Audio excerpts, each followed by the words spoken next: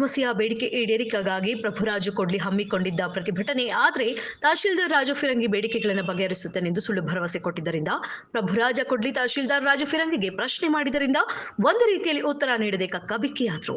ತಹಶೀಲ್ದಾರ್ ರಾಜು ಫಿರಂಗಿ ಅವರು ಉತ್ತಮವಾಗಿ ತಹಶೀಲ್ದಾರ್ ಆಗಿ ಕೆಲಸ ಮಾಡದೇ ಇರುವುದರಿಂದ ಹೋರಾಟಗಾರರು ಪ್ರತಿಭಟನೆ ಮಾಡಿದರು. ಯಾವ ರೀತಿ ಮಾತನಾಡಬೇಕು ಎಂದು ಕಲಿತಿರಬೇಕು. ಆದರೆ ತಹಶೀಲ್ದಾರ್ ರಾಜು ಫಿರಂಗಿ ಅನ್ಫಿಟ್ ಇರುವುದರಿಂದ ಸಮಸ್ಯೆಗಳು ಮಾನ್ವಿಯಲ್ಲಿ ಹೆಚ್ಚಿವೆ. ತಹಶೀಲ್ದಾರ್ ರಾಜು ಫಿರಂಗಿ ಅವರು ಯಾರು ಹೋರಾಟ ಮಾಡುತ್ತಾರೆ ಅವರಿಗೆ ಸುಳ್ಳು ಭರವಸೆ ನೀಡಿ ಪ್ರತಿಭಟನಾಕಾರರ ಬೇಡಿಕೆ ಈಡೇರಿಸದೇ ಇರುವುದರಿಂದ ಹೋರಾಟಗಾರ ಪ್ರಭುರಾಜ ಕೊಡ್ಲಿ ನಮ್ಮ ಹೋರಾಟದ ಬೇಡಿಕೆ ಈಡೇರಿಸಬೇಕೆಂದು ಮತ್ತೊಮ್ಮೆ ಹೋರಾಟ ಮಾಡುತ್ತಿದ್ದಾರೆ.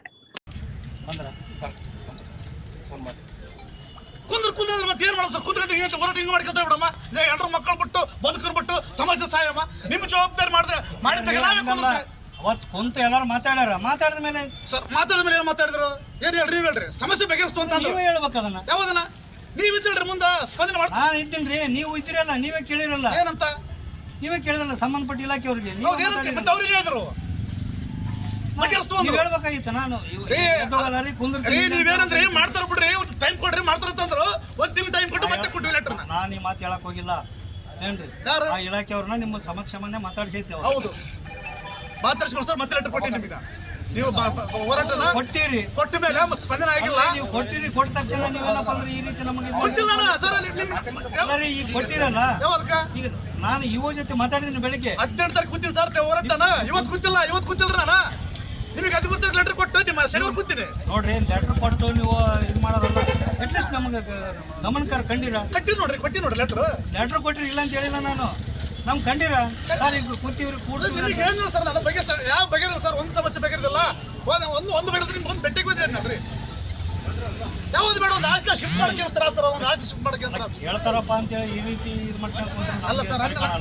ಸರ್ ಅಲ್ಲ ಸರ್ ಸರಿಗಳು ನಾವೇನಿಲ್ಲ ದೌರ್ಜನ್ಯ ಮಾಡಕ್ಕೆ ಹಚ್ಚಿಲ್ಲ. ನೀವು ಮಾತಾಡ್ತೇನ್ರಿ ಅರ್ಥ ಇದೇನಿದು?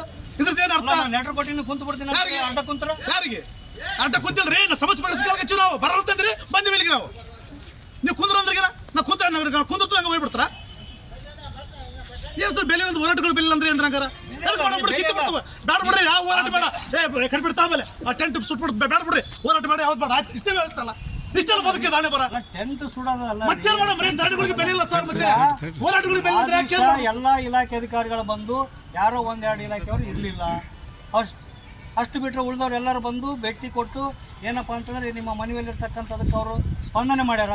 ಕೆಲಸ ಆಗಿರ್ಲಿಕ್ಕಿಲ್ಲ ಅಷ್ಟೇ, ಸ್ಪಂದನೆ ಮಾಡ್ಯಾರ. ಬಂದು ಕುಂತು ಸ್ಪಂದನೆ ಅಂದ್ರೆ ಅಲ್ಲಿ ತಿರುಗಿ ಹಾಸ್ಟೆಲ್ ಮಕ್ಕಳು ಅಲ್ಲಿ ಶೆಡ್ಡ ಸಹಾಯಕ ತಿರುಗಿ ಮಕ್ಕಳಿಗೆ ಎಕ್ಸಾಮ್ ಬಂದು ನೀವು ನೋಡ್ದಾಗ ಕೊಟ್ಟಿರಲ್ಲ. ಅಟ್ಲೀಸ್ಟ್ ನಮ್ಮ ಮಾತಾಡಿರ ಯಾರಿಗಿರಿ ಇದು? ಯಾರು ಇವಾಗ ಖುದ್ದು ಬೆಟ್ಟ ನಾನು ಇವತ್ತು ಮಾತಾಡಿ ಯಾರಿಗೆ ಬೆಟ್ಟ ಆಗಿಲ್ಲ. ಲೆಟರ್ ಕೊಟ್ಟ 13 ತಾರೀಕು ಬೆಟ್ಟ ಆಗಿಲ್ರಿ ಸರ್. ಏನು ಯಾವ ಸಮಸ್ಯೆ ಆಗಿಲ್ಲ ನೋಡ್ರಿ ಸರ್. ಸ್ಪಂದನೆ ಆಗಿಲ್ಲ. ಏನಾದ್ರು ಮಾಡ್ತಾ ಅವ್ರಿಗೆ ಹೇಳಿಲ್ಲ. ನೀವಿರ್ಲಿಲ್ಲ. ನಿಮ್ಮ ಆಫೀಸ್ ಬಂದು ಖುದ್ದು ಬೆಟ್ಟಾಗಿ ಬಂದೆ ನಾನು. ವಾಯ್ಸ್ ಸಾಹೇಬ್ರು ಇದ್ರು.